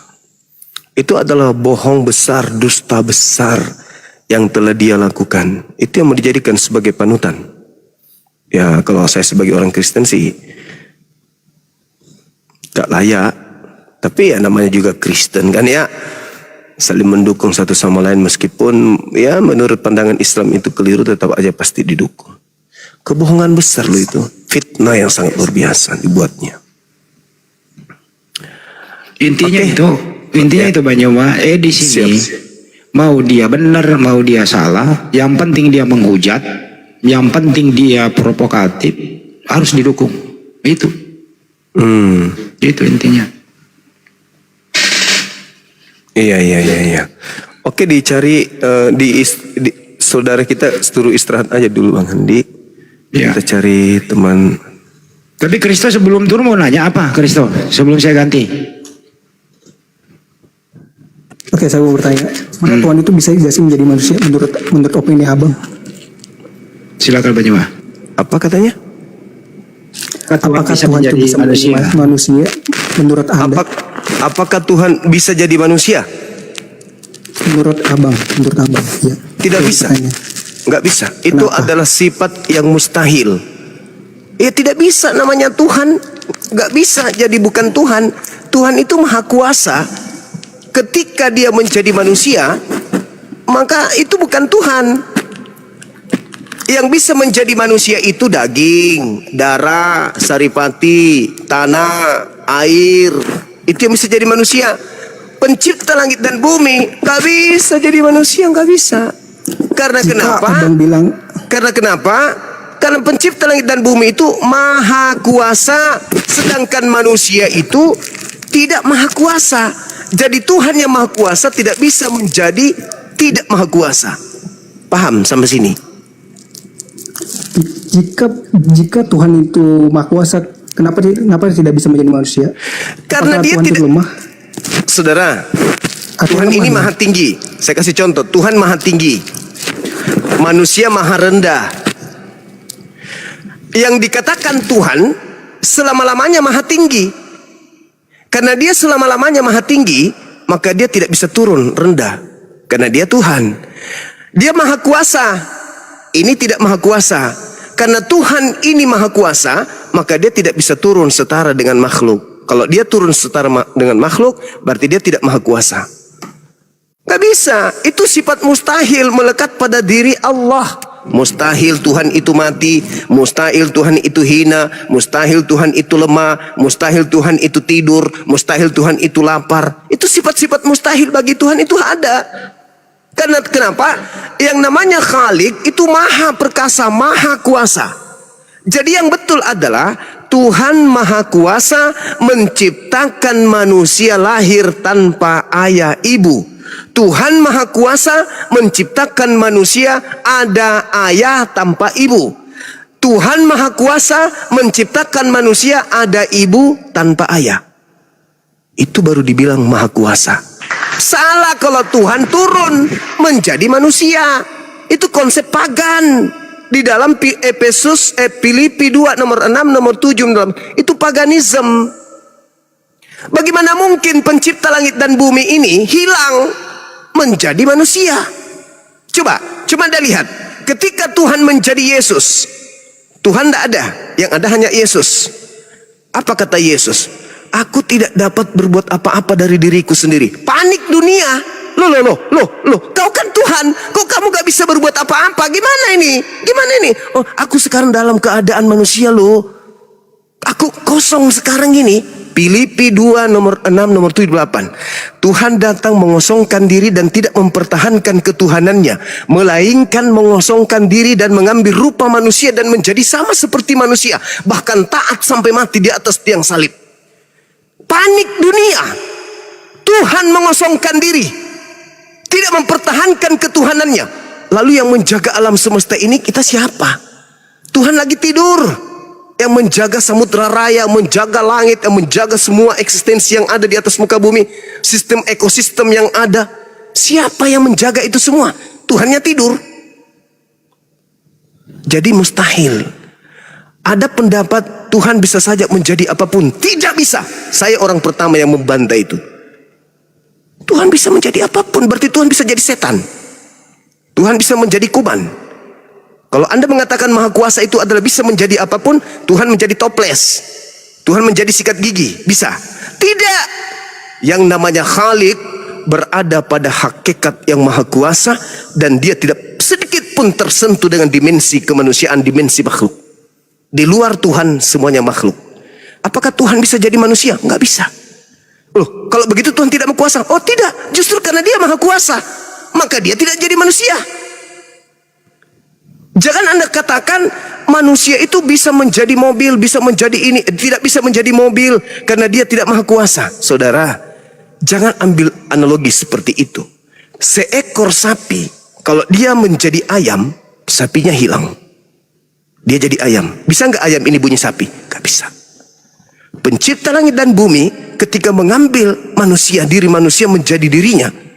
Lah, lalu yang menjadi Tuhan siapa? Ayam. Oh tidak, ketika ayam itu bisa naik sepeda, dia bukan Tuhan. Ketika ayam itu bisa terbang, dia bukan Tuhan. Ketika ayam itu bisa membuat orang bersalin, dia bukan Tuhan. Tetapi apa Bang Suma? Ayam yang memiliki kemudian kekuatan yang luar biasa dari Tuhan. Itulah Yesus membangkitkan orang mati, membuat orang lumpuh berjalan, orang buta melihat, bukan karena dia Tuhan. Baca Kisah Para Rasul 2 nomor 22. Hai orang Israel, yang aku maksud adalah Yesus Kristus dari Nazaret. Dia adalah manusia yang ditentukan oleh Allah untuk melakukan mujizat, tanda-tanda, kekuatan yang dilakukan oleh Allah di tengah-tengahmu, seperti yang kamu tahu. Yesus membangkitkan orang mati bukan karena dia Tuhan. Makanya di dalam kesaksiannya Yohanes 5 nomor 36, ada kesaksianku yang lebih penting dari kesaksian Yohanes Pembaptis, dari kesaksian pendeta-pendeta, dari kesaksian para rabi, yang kesaksian para pastor, jemaat-jemaat, penatua. Kesaksianku jauh lebih penting. Apa kesaksian Yesus? Bahwa segala pekerjaan yang aku lakukan, entah itu membangkitkan orang mati, membuat orang picek melihat, orang buntung berjalan, semua itu bersaksi bahwa aku ini bukan utusan setan, aku ini adalah utusan Allah. Jadi dia bukan Allah, dia bukan Tuhan yang turun jadi manusia, bukan.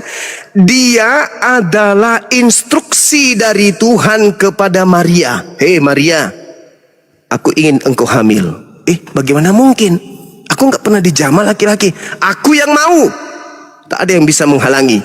Kalau aku sudah memberi perintah, maka itu yang jadi. Yesaya 55 nomor 11. Firman yang keluar dari mulutku tidak akan kembali kepadaku dengan sia-sia sebelum terjadi sesuai apa yang aku inginkan. Mazmur 33 nomor 9.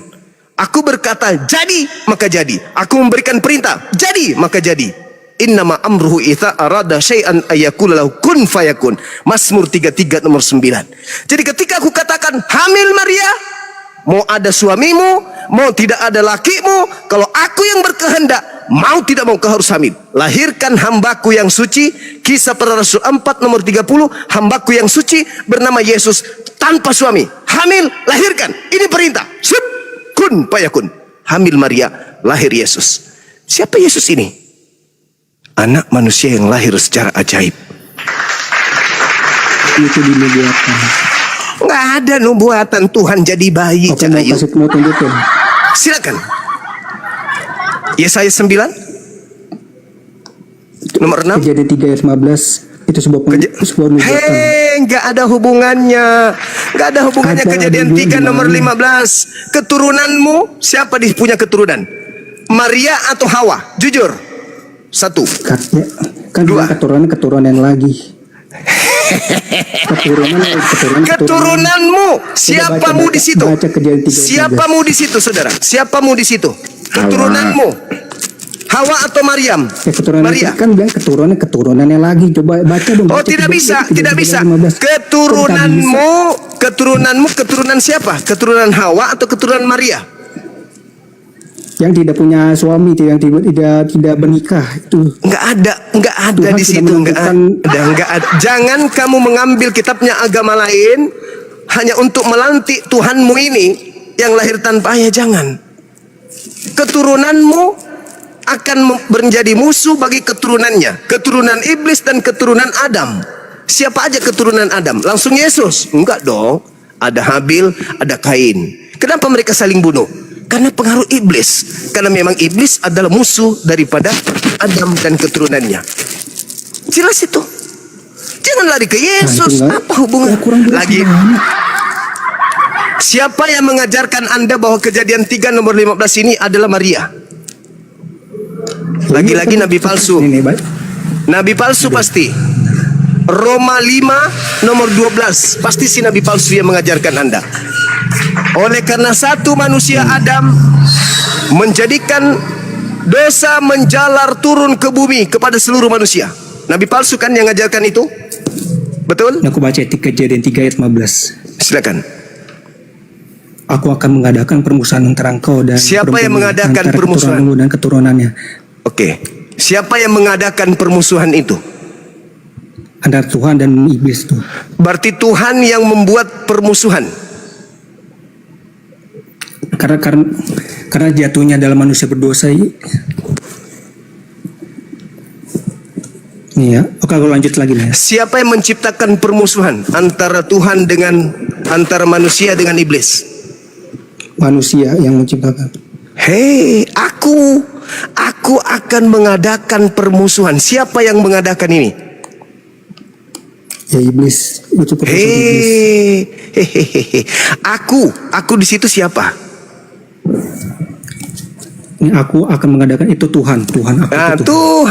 Berarti Tuhan yang mengadakan permusuhan antara iblis dengan manusia. Betul? Iya. Pintar ente kadang-kadang. Kenapa dulu jadi permusuhan nih? Kenapa nih? Loh, tanya Tuhan, kenapa kau buat kami dengan iblis bermusuhan? Tanya.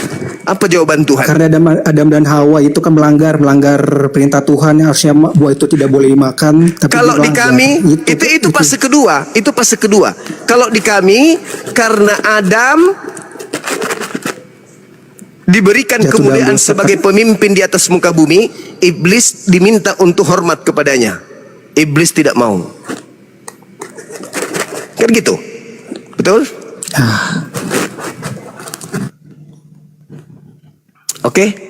Waktu saya masih ada 30 menit, Bang Handi, untuk di komen Adam kita. sudah jatuh dalam dosa. Kristo kayaknya Adam ini mewariskan dosa. Ya dia melanggar itu melanggar perintah Tuhan. Ya, jadi jatuh dalam Dia dosa. diberkati, keturunannya diberkati atau tidak? Ulangi Adam- pertanyaannya. Adam ini diberkati dengan keturunannya atau tidak? Enggak. Kejadian 5 nomor 2 Anda baca.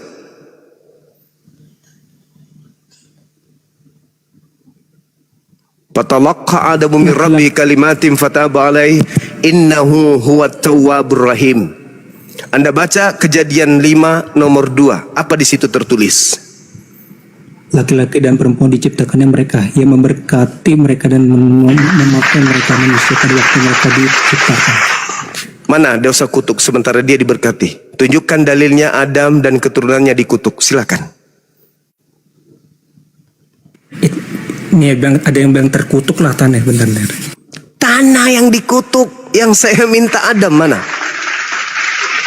Kejadian 3 nomor 14, yang dikutuk adalah iblis, ular, dan juga tanah.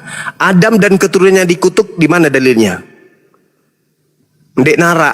Yang ada Adam dan keturunannya diberkati. Ya terkutuk lah dunia gimana sih? Adam, di mana Adam dikutuk? Ini bentar, sabar. Ya, silakan. Kristo lu suka banget sih ngutuk orang lu. Tuhan lu kutuk, Adam lu kutuk. Hidup lu kutuk sih. Emang itu kenyataan? Emang kenyataan? Padahal yang dikutuk adalah iblis. Bukan Adam yang dikutuk. Dia sendiri yang membaca Kejadian 5 nomor 2, Adam dan keturunannya laki perempuan diberkati oleh Tuhan. Sekarang jadi kutuk lagi. Allahu Akbar, Masya Allah.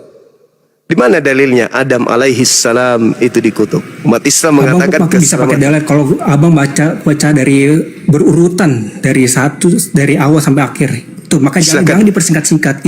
Silakan Anda bacakan saya titik poinnya, entry point Adam dikutuk itu di mana dalilnya? Please. Lalu Tuhan Allah berfirman kepada ular itu, karena engkau telah melakukan hal itu, terkutuklah engkau dan di antara segala ternak dan di antara segala binatang liar. Dengan perutmu yang engkau akan berjalan dan debu akan kau makan seumur hidupmu. Itu Satu. Yang dikutuk adalah ular, iblis. Nah, terus mana Adam dikutuk? Silakan. Itu gimana sih? Maksudnya abang mau minta itu aku cariin di mana Adam itu Adam dikutuk gitu. Yang dikutuk itu kan terkutuklah engkau dengan perutmu, engkau akan berjalan, debu tanah akan menjadi makananmu. Siapa dikutuk di situ? Iblis.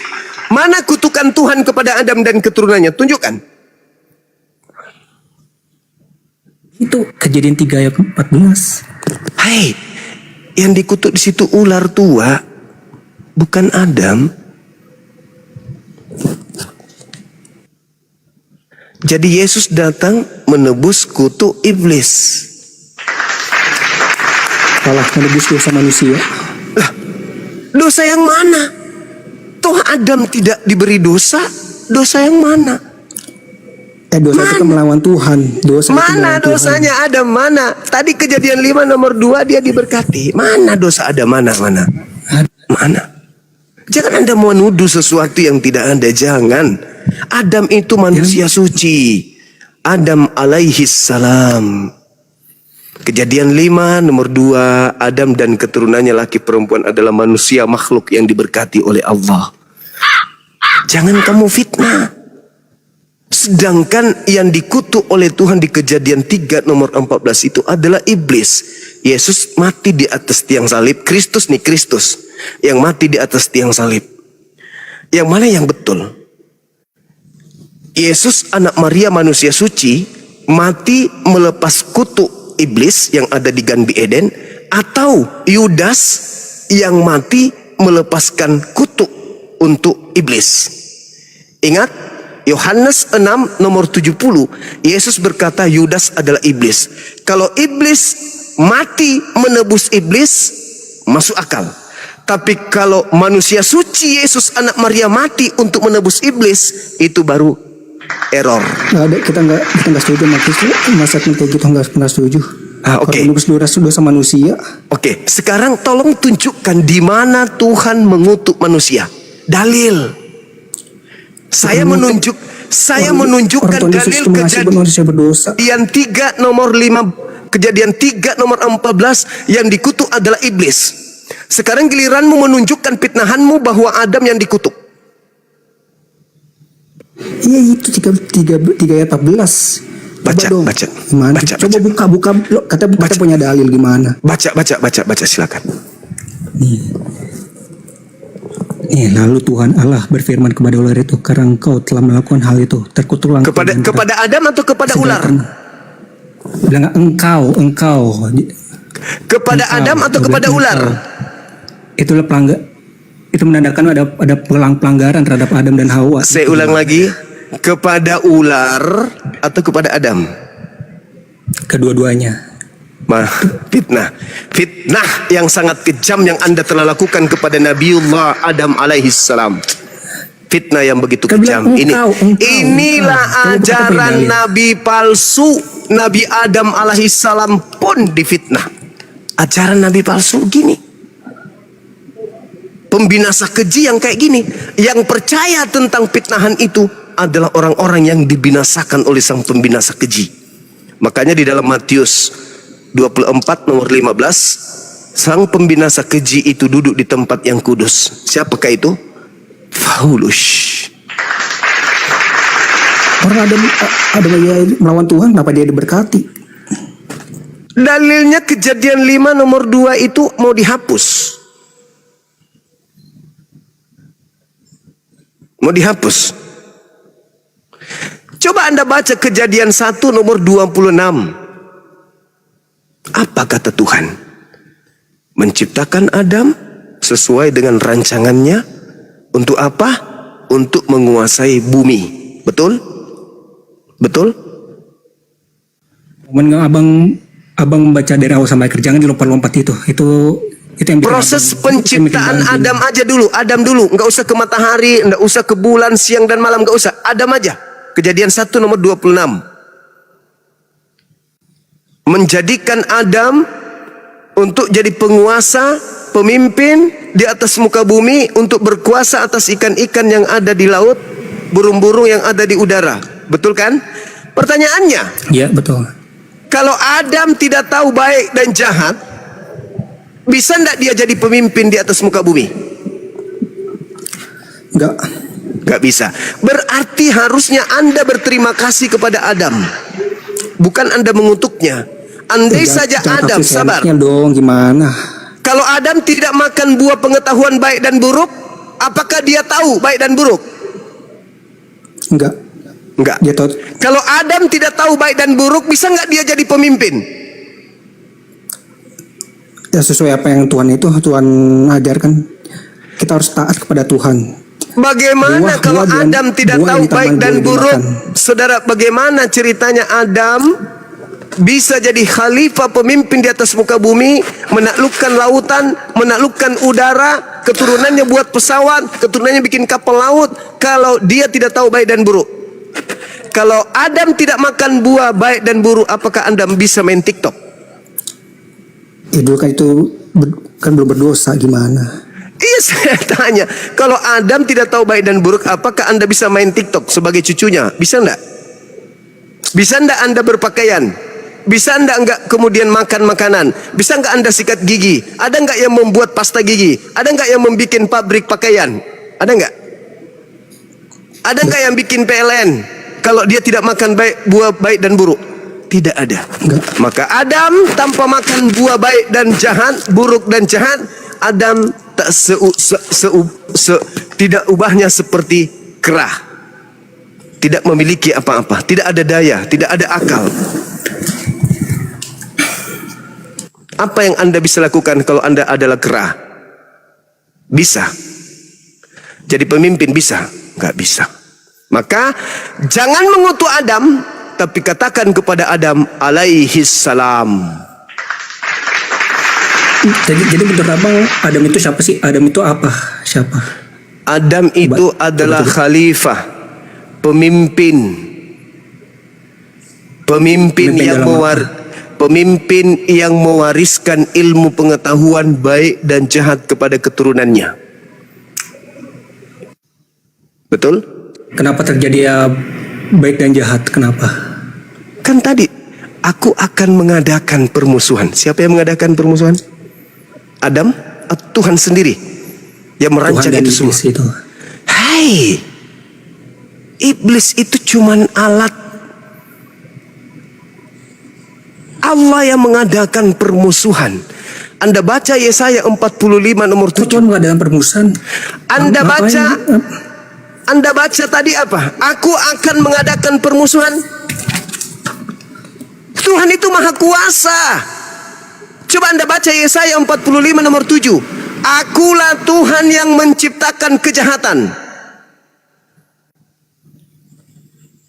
Jadi abang nggak percaya tentang itu pelanggaran Adam memakan buah pohon pengetahuan baik dan jahat itu? Itu Abang nggak pelanggaran, tetapi di dalam ajaran agama Islam dikatakan oleh Allah, fatalaqqa Adamu min rabbih kalimatin fataba alai. Ketika Adam kemudian memperlihatkan kesempurnaannya sebagai manusia, dia kemudian menerima kalimat dari Allah, lalu beliau bertobat. Tobatnya diterima, diberkati, keturunannya diberkati. Anda baca dalilnya kan? percaya. Kenapa malaikat tidak disebut sebagai makhluk sempurna? Karena malaikat tidak punya akal, malaikat tidak punya syahwat. Kenapa kemudian iblis tidak dikatakan sebagai makhluk sempurna? Karena dia hanya punya syahwat, nafsu, dia tidak punya akal. Kenapa Adam sempurna? Karena punya kedua-duanya. Dia punya nafsu, dia punya akal. Makanya manusia itu memiliki dua kehendak. Kehendak free will. Bisa ke kiri, bisa ke kanan. Bisa ke depan, bisa ke belakang. Kalau iblis enggak. Begitu juga ketika malaikat. Malaikat disuruh jalan-jalan. Malaikat disuruh sujud-sujud. Malaikat disuruh berdiri-berdiri. Beda dengan iblis. Di iblis itu ada syahwat, tapi tidak ada akal. Kalau manusia punya dua-duanya, maka manusia cenderung bisa jadi kafir, bisa jadi pengikut nabi palsu, bisa menjadi memilih pengikut nabi asli. Itu manusia. Makanya Al-Quran mengatakan, waspadalah kepada penyesat minal jinnati wan nas. Penyesat itu dari dua Itu golongan. ngomongin Nabi Muhammad, sorry banget ya. Itu ngomongin Nabi Muhammad, sorry banget. Oke, Nabi Muhammad mengajarkan apa yang kemudian bisa Dia menandakan. memakai nama Yesus itu menjadi nama Isa Al-Masih itu tuh. Dia menganggap Yesus itu bukan Tuhan, dia menganggap Yesus itu Nabi tuh. Itu tuh pengajaran yang salah itu. Oke, Yesus Nabi atau bukan Nabi? Ya bukan Nabi. Oke, Dia lebih dari Nabi. Lebih dari Nabi. Dia Nabi atau bukan Nabi? Lebih dari Nabi, sorry banget. Hah? Lebih dari Ya, Nabi lebih dari maksudnya? Nabi. Maksudnya lebih dari Nabi itu apa? Jadi Tuhan Yesus itu punya 3 gelar. Nabi, imam, dan raja saat dia menjadi manusia. Tapi yang lebih besar itu Tuhannya. Gitu. Oke, Anda mengatakan dia raja. Boleh Anda tunjukkan apa nama kerajaannya? Kerajaan surga, kerajaan Allah. Baca Matius 6 ayat 33. Kerajaan surga. Kupikir kerajaan di dunia, bukan ternyata. Jangan dipikir Ini anak ini otaknya bolak-balik lagi kerajaan surga itu apa. dari ini udahlah. Jangan dipikir Ya, secara fisik dong. habis waktu kita kawan. Jadi Yesus itu bukan raja, jadi RT pun dia tidak pernah, apalagi jadi seorang raja. Ya, itu hanya mimpi. Itu mimpi Anda aja, mimpi Kita Anda. nggak bisa ngeluruskan sama logika abang. Abang cuma tujuannya untuk meluruskan pikiran abang dan tidak meluruskan tentang ajaran Kristen itu. Oke, Jadi, saya tanya gini lah tujuan abang nih. terakhir sebelum Anda diturunkan. Pertanyaan saya, siapa Yesus menurut Yesus? Silakan. Jadi yang dia Tuhan, betul? Yesus menurut Yesus, bukan menurut Nabi palsu. Silakan. Ya Tuhan gimana? Ya kalau Nabi Yesus menurut Yesus, bukan menurut Tuhan. nabi palsu. Di mana Yesus mengatakan aku palsu, itu adalah bukan menurut Tuhan? Nabi palsu, itu kesaksian mata. Di mana Yesus mengatakan aku adalah Tuhan pencipta langit dan bumi, itu di mana? Untuk jawab itu gua nggak ada, sorry. Tapi Nah, kalau berarti Anda mengatakan Yesus menurut Yesus adalah Tuhan itu karena Anda pengikut nabi palsu. yang ke gua harus ikutin abang, itu ikutin opini abang gitu. Yang enggak lah, gimana? Kira itu ikutin opini Tidak abang, ya ada, kita tidak. bilang. Sekarang begini, ketika Yesus mengatakan akan datang seorang penolong lain, dia akan memuliakan aku. Siapa yang mengajarkan kemudian Kristus mati terkutuk di atas salib? Nabi Muhammadku atau Nabi Paulusmu? Jawab. Ulangin. Yesus berkata di dalam Yohanes 16 nomor 13 nomor 14, ketika datang seorang penghibur itu, penolong lain yang adalah roh kebenaran, dia akan memuliakan aku. Pertanyaan saya, memuliakan dengan mengutuk itu adalah dua hal yang berbeda bak langit dan bumi. Pertanyaan saya, ketika Nabi Muhammad mengajarkan tentang Nabi Isa, Nabi Muhammad mengajarkan beliau adalah manusia suci. Dia terkemuka di dunia dan di akhirat. Mulia dia. Disebut alaihi salam. Padanya keselamatan. Sekarang Nabimu Paulus mengajarkan Kristus itu adalah sosok yang mati terkutuk di atas tiang salib. Pertanyaan saya, apakah mengatakan Yesus itu adalah manusia yang terkutuk itu memuliakan Yesus atau menghinakan Yesus? Jawab. Yesus itu tidak terkutuk, justru kutuk di kalangan sama Yesus. Sorry banget. Saya Kita nggak- ulang, kita nggak bisa saya ngikutin opini abang. Kita nggak bisa saya ngikutin ulang. opini abang. Dengarkan Galatia 3 pengakuan Paulus nabimu. Kristus telah menebus Kristen dari kutuk hukum Taurat dengan jalan menjadi kutuk katara dalam bahasa Yunani. Oleh karena dosa Kristen, sebab ada tertulis terkutuklah dia yang digantung di atas tiang salib. Pertanyaan saya, mengatakan Yesus terkutuk di atas tiang salib itu memuliakan atau menistakan, menghinakan? Jawab dengan jujur. Sebelah sabar. Silakan. Apakah dengan mengatakan Yesus terkutuk di atas tiang salib itu memuliakan? Kalau nabiku jelas. Nabiku mengajarkan Nabi Isa manusia suci, terkemuka di dunia dan di akhirat. Dia senantiasa diberkati dimanapun berada. Dibilang Yohanes berapa? 16 berapa? Itu berapa? Yohanes 16 nomor 13 nomor 14. Penghandi jam 12 waktu Makassar kita tutup sesi kita ini ya. Kasihan teman kita yang ada di Komal-Komal menunggu. Ya. Nanti teman-teman Banjuma jatuh di mana nanti? Saya juga agak malam ini nggak buka Itu nggak kopal. tertulis kutukan, sorry banget ya. Kenapa? Itu nggak tertulis kutukan. Apa yang tertulis, apa yang kutukan nggak? Hey, Yesus mengatakan apabila penolong, penghibur, roh kebenaran, roh kudus itu datang, dia akan memuliakan aku. Itu tanda roh kudus, roh kebenaran. Oke? Sekarang Paulus mengajarkan di dalam Galatia 3 nomor 13, Kristus telah menebus Kristen dari kutuk hukum Taurat dengan jalan menjadi kutuk karena Kristen. Sebab ada tertulis, terkutuklah dia yang digantung di atas tiang salib. Siapa yang digantung? Yesus, terkutuklah dia. Pertanyaan saya, apakah dengan mengatakan terkutuklah Yesus yang digantung di atas tiang salib itu memuliakan atau menghinakan? Hina. Berarti roh kebenaran itu tidak ada pada nabimu Paulus. Yang memuliakan Yesus itu ada dari kami, Nabi Muhammad sallallahu alaihi wasallam. Emang Mohon izin. Muhammad punya kebenaran apa tentang Yesus? Dia mengatakan beliau adalah manusia yang suci di dunia dan di akhirat. Dia terkemuka di dunia dan di akhirat. Dia adalah manusia yang menghormati ibunya. Dia adalah manusia yang diberkati dimanapun dia berada. surah Maryam Anda baca dari ayat 19, ayat 20 dan seterusnya. Anda baca. Diberkatilah aku pada saat aku dilahirkan, pada saat aku diwafatkan, pada saat aku kemudian dihidupkan kembali atau dibangkitkan kembali. Nabi Muhammad memuliakan beliau. Pada saat kami umatnya menyebut namanya, kami katakan apa? Hosana, Hosana, Hosana alaihi salam dalam bahasa kami. Dalam bahasa Ibrani Hosana, Hosana, Hosana. Dalam bahasa Arab alaihi salam, alaihi salam, alaihi salam, alaihi salam. Sementara Paulus mengajarkan Yesus mati dengan cara terkutuk demi dosa-dosa pengikut Paulus. Jadi kita sudahi barangkali. Iya, silakan Anda mati dalam keadaan mengutuk Yesus. Kami mati dalam memuliakan Nabi Isa alaihissalam. Kita berbeda, saudara ya. Kutuk itu terhilang.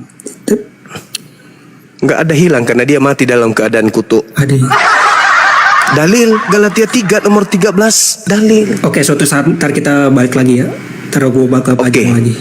Iya, belajar lagi saudara. Ya, kesimpulannya yang pertama, Nabi yang diutus kepada umat Islam adalah Nabi Muhammad. Nabi yang diutus untuk Kristen adalah Paulus.